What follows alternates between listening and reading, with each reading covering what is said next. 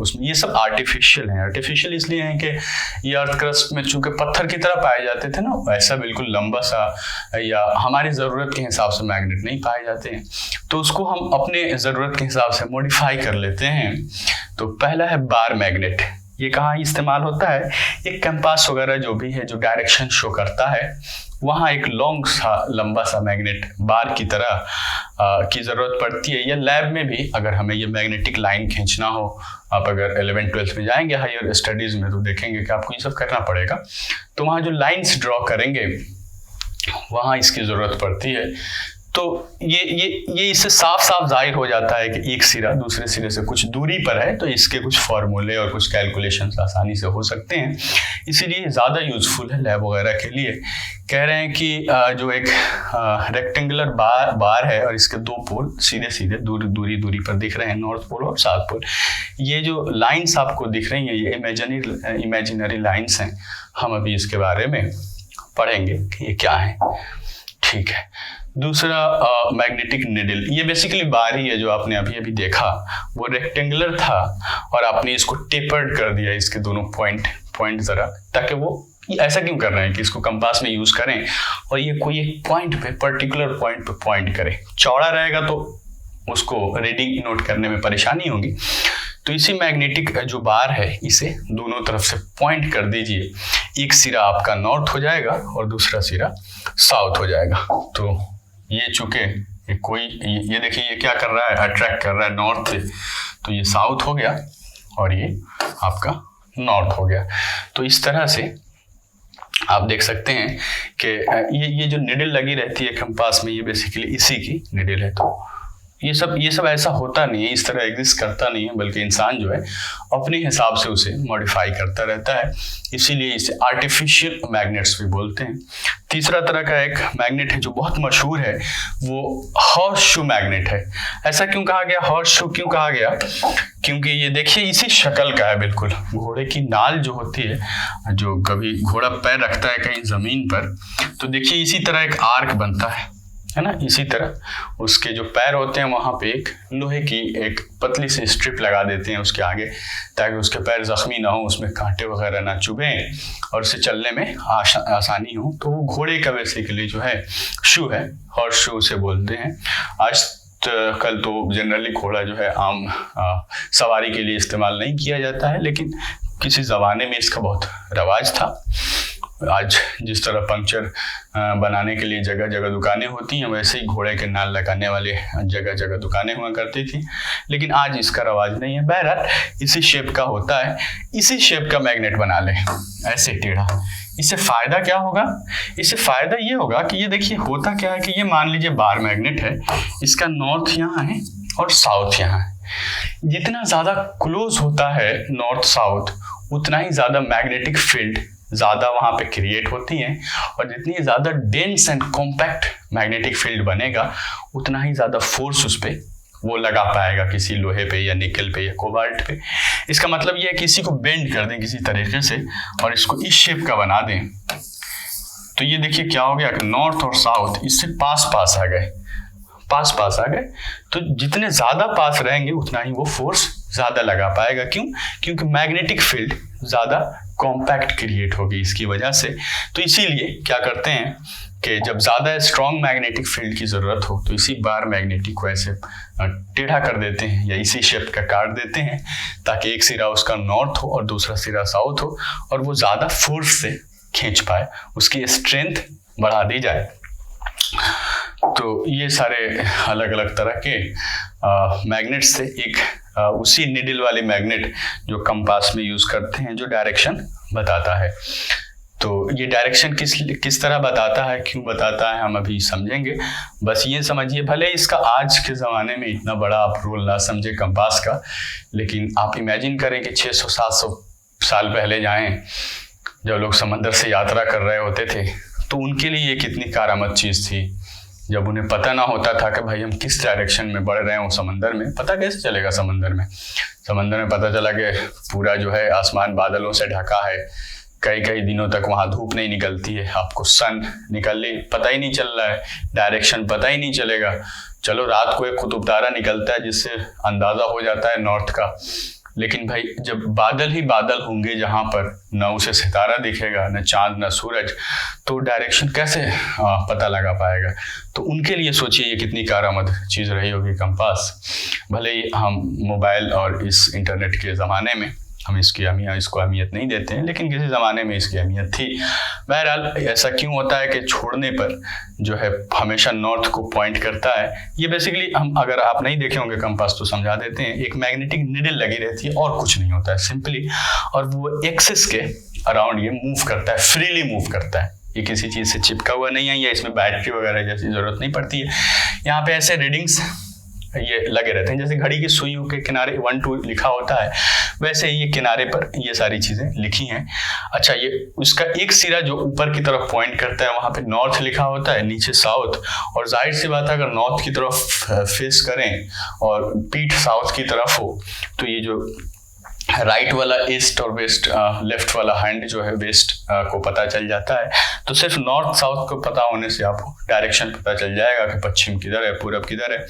तो इसी उस पे मैग्नेट की इस प्रॉपर्टी पे कि वो हमेशा नॉर्थ और साउथ की तरफ पॉइंट करती है, इसी पे बेस्ड है ये कंपास का वर्किंग। और ये काहे की वजह से होता है, ये अर्थ की मैग्नेटिक फील्ड की वजह से होता है। यह है कि why does the needle deflect when it placed near the magnetic field. ऐसा क्यों होता है कि किसी मैग्नेटिक फील्ड के आसपास जैसे ही रखेंगे तो ये नीडल डिफ्लेक्ट होगा। तो हम ऐसा करते हैं, पहले अर्थ की जो मैग्नेटिक फील्ड की वजह से ये पॉइंट कर रहा है नॉर्थ साउथ, पहले हम इसको समझते हैं, फिर इस बात को समझेंगे। देखिए होता क्या है कि जिस तरह अर्थ में ग्रेविटी है, उसकी प्रॉपर्टी है ग्रेविटी, किसकी वजह से, मास की वजह से। न्यूटन का यही लॉ है कि भाई जहां भी मास रहेगा उन दोनों मास की वजह से वहां ग्रेविटी का तस्वर होगा। अगर मास नहीं है तो ग्रेविटी नहीं है, या कम मास है तो कम ग्रेविटी, ज्यादा मास है तो ज्यादा ग्रेविटी। उसी तरह अर्थ की एक और प्रॉपर्टी है कि उसके अंदर बहुत सालों तक ये समझा गया कि उसके अंदर जो है एक मैग्नेट दफन है। लोगों का ये अंदाजा था कि अर्थ के कोर में जो है एक मैग्नेटिक बार है बहुत लंबा, जो उसके अंदर प्लेस किया गया है। और किसने किया है, तो नेचर ने किया है खुद ब खुद। उसके अंदर एक मैग्नेट है, इसका मतलब अर्थ खुद एक मैग्नेट है। अर्थ जो है एक मैग्नेट है। इसके ऊपर अगर कोई भी फ्रीली अगर वो छोड़ेंगे मैग्नेटिक बार, तो आप देखिए ये किधर को पॉइंट करना चाहिए। अगर मान लीजिए इसमें नॉर्थ भी है और साउथ भी है, और इसको ऐसे अगर फ्रीली छोड़ा गया तो जो इसका नॉर्थ पार्ट होगा, चूंकि नॉर्थ साउथ को अट्रैक्ट करता है, तो इसका जो नॉर्थ पार्ट होगा, बल्कि इसको और अच्छे से बना देते हैं, मैग्नेट के, आपके जो मैग्नेट का नॉर्थ पार्ट होगा वो अर्थ के साउथ की तरफ, ये साउथ जो डायरेक्शन है ये मैग्नेट का साउथ है, असली साउथ नहीं। असली साउथ ये है जो निडल बता रहा है। तो ये नॉर्थ जो है साउथ की तरफ, अर्थ के जो मैग्नेट है उसके साउथ पोल की तरफ पॉइंट करेगा, और जो साउथ है अर्थ के मैग्नेटिक, क्योंकि उल्टा होना है ना, इस साउथ को ये नॉर्थ अट्रैक्ट कर रहा है और इस साउथ को ये नॉर्थ अट्रैक्ट कर रहा है। इस तरह का खेल है। लेकिन हम डायरेक्शन कैसे समझते हैं कि जो निडल बता रहा है हम उसे ही नॉर्थ मानते हैं ना, तो इसको बोलते हैं ज्योग्राफिकल नॉर्थ। ज्योग्राफिकल नॉर्थ है जो हम नॉर्थ समझते हैं, ये क्या है, ज्योग्राफिकल नॉर्थ है। जो बार हमें बता रहा होता है मैग्नेटिक बार या कैंपस, वो नॉर्थ की तरफ पॉइंट कर रहा है। लेकिन अगर इधर नॉर्थ है तो अर्थ के अंदर जो दफन है बार, उसका साउथ की तरफ नॉर्थ पॉइंट करेगा, क्योंकि साउथ और नॉर्थ एक दूसरे को अट्रैक्ट करते हैं, हमने अभी समझा। तो ये कहीं भी बार घूम फिर के आएगा और इसकी साउथ की तरफ इसका नॉर्थ पॉइंट हो जाएगा। और हम जो कैंपस में देख रहे हैं नॉर्थ, वही ज्योग्राफिकल नॉर्थ है। तो सवाल ऐसा पूछा जा सकता है कि जो अर्थ का ज्योग्राफिकल नॉर्थ है, क्या उधर ही मैग्नेटिक नॉर्थ है अर्थ का? तो नहीं, उसके अपोजिट में है। देखिए ज्योग्राफिकल नॉर्थ के तरफ जो है अर्थ का मैग्नेटिक नॉर्थ है, मैग्नेटिक साउथ है ये ज्योग्राफिकल नॉर्थ। और इसी का उल्टा इधर भी वैसे ही हो जाएगा कि जिस तरफ ज्योग्राफिकल साउथ है उसी के उल्टा नॉर्थ एग्जिस्ट करेगा मैग्नेटिक साउथ। तो मेरे ख्याल से अब कोई कंफ्यूजन की बात नहीं है, चूंकि एक ज़मीन के अंदर एक मैग्नेटिक बार दफन है। इमेजिन कर लेते हैं, हालांकि ऐसा है नहीं, वो किसकी वजह से हम अभी समझाएंगे। उसके अंदर हम यूँ समझ लेते हैं कि मैग्नेटिक जो है एक मैग्नेटिक बार दफन है। जब भी हम मैग्नेट को ऐसे रोटेट करा रहे हैं तो साउथ की तरफ हमारे निडल का नॉर्थ चला जा रहा है। हम नॉर्थ को नॉर्थ मानते हैं, लेकिन जो है इसके अपोजिट डायरेक्शन में साउथ बार है, उसमें इसके अंदर जो है साउथ पार्ट है। तो जो मैग्नेट अर्थ का मैग्नेटिक फील्ड है उस हमारा नॉर्थ और उसका साउथ मैच करता है। इस बात को जहन में रखिएगा, हम जिसे नॉर्थ मान रहे हैं वो बेसिकली अर्थ के मैग्नेटिक साउथ है, तभी तो दोनों एक दूसरे से मैच करेंगे। तो मेरे ख्याल से ये बात आपको समझ में आ गई है। और साउथ की तरफ नॉर्थ है। तो है क्या चीज़, बेसिकली ये कहा है कि वह से बाद के लोगों ने ये थ्योरी दी कि यहाँ पर कुछ दफन नहीं है, बल्कि हमने ये देख रखा है कि अर्थ का जो अंदर का पार्ट है उसे कोर बोलते हैं, और कोर का की जो डेंसिटी है वो बहुत ज़्यादा है। ज़्यादातर उसमें क्या है, हेवी मेटल्स हैं। यूँ कहिए कि आयरन बहुत है, कोबाल्ट, निकेल, इस तरह के मेटल्स उसमें खूब हैं। और कन्वेक्शन करंट हवा में भी, हमारे इन्वायरमेंट में भी आपने पढ़ा है, कन्वेक्शन की वजह जब भी हीट का डिफरेंस होता है तो हवाएं जो है एक जगह से दूसरी जगह ट्रांसफ़र होना शुरू हो जाती है। यहाँ भी जब हीट का डिफरेंस होता है इस कोर में, ये कोर बिल्कुल दहकता हुआ लावा है, यूँ समझिए बहुत ज़्यादा टेम्परेचर है कोर का।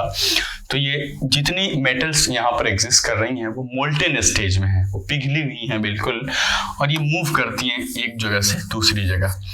इनके मूव करने की वजह से एक इलेक्ट्रिक करंट यहाँ पर डेवलप होता है। क्या होता है, इलेक्ट्रिक करंट। और इसके कोर में जब भी इलेक्ट्रिक करंट डेवलप होगा, हम यही पढ़ ही रहे हैं करंट इलेक्ट्रिसिटी में कि इसके मैग्नेटिक इफेक्ट्स होंगे। जहाँ भी अगर करंट एग्जिस्ट करेगा वहाँ उसका मैग्नेटिक इफेक्ट भी होगा। तो इस इलेक्ट्रिक करंट की वजह से इसमें एक मैग्नेटिक इफेक्ट आया है, और यही जो है अर्थ की मैग्नेटिक फील्ड है। इसी की वजह से हमारा बार जो ऊपर अर्थ के ऊपर हम रोटेट करा रहे हैं तो हमेशा वो नॉर्थ साउथ को पॉइंट कर रहा है। तो मेरे ख्याल से ये बात आप अब तक समझ गए कि जहाँ भी इलेक्ट्रिक करंट मौजूद होगा उसकी वजह से उसके मैग्नेटिक इफेक्ट्स होंगे। चूंकि अर्थ के कोर में भी इलेक्ट्रिक करंट एग्जिस्ट करता है, काहे, कन्वेक्शन की वजह से, कन्वेक्शन करंट्स की वजह से इलेक्ट्रिक करंट एग्जिस्ट कर रहा है, और इसकी वजह से मैग्नेटिक फील्ड अर्थ में मौजूद रहती है। तो इन बातों को आप समझ चुके हैं अब तक। ठीक वैसी बात यहाँ भी है, ये कह रहे हैं कि कोई भी एक मैग्नेटिक फील्ड है, ज़रूरी नहीं है कि वो अर्थ का हो, कोई भी एक मैग्नेट ला दें तो भाई क्या है कि deflected when place near the magnetic field. तो मैग्नेटिक फील्ड होगा तो या तो उसका नॉर्थ वाला पार्ट होगा या साउथ वाला पार्ट होगा। तो फिर हमने चूंकि इस मैग्नेटिक लॉ से हमने ये देख रखा है, पढ़ रखा है कि जो भी आपकी साउथ या नॉर्थ की निडल होगी वो उसके अपोजिट वाले को अट्रैक्ट करेगी या सेम वाले को रिपेल करेगी। तो यहाँ से या तो कोई अपोजिट होगा या सेम होगा, तीसरा कुछ तो है नहीं, नॉर्थ या साउथ है। तो अर्थ के मैग्नेटिक फील्ड में इसके आसपास जो भी होगा या तो नॉर्थ का पार्ट होगा या साउथ का पार्ट होगा, और ये भी सिरा या तो नॉर्थ है या साउथ है। तो जब भी उसके आसपास आएगा उसके मैग्नेटिक फील्ड में तो या तो अट्रैक्ट करेगी या रिपेल करेगी।